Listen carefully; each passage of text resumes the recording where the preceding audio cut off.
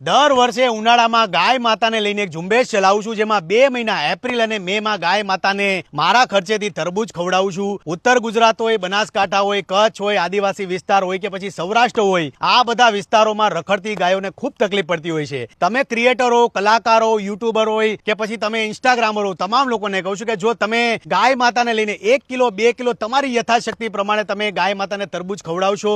જો આપણે trending topic પર તો ઓલવેઝ રીલો બનાવતા હોઈએ છીએ, પણ જો તમે ગાય માતાને દિલથી માં માનતા હો તો એમના માટે રીલ બનાવો, જેથી કરીને તમારી રીલ જોઈને આ ઉનાળામાં લોકો ઇન્સ્પાયર થાય અને ગાય માતાને તરબૂચ ખવડાવે. બીજું કે આ કેરીનો રસ છે, આ કેરીના રસમાં તમામ લોકોને કહું છું કે જે પણ આ વર્ષે તમારા ઘરમાં તમે આ કેરીનો રસ લાવતા હો કે તમે ગૌશાળા હોય કે રખડતી ગાયોને જો તમે રસ આ પીવડાવતા હો તો આ ભૂલ જરાય નહીં કરતા.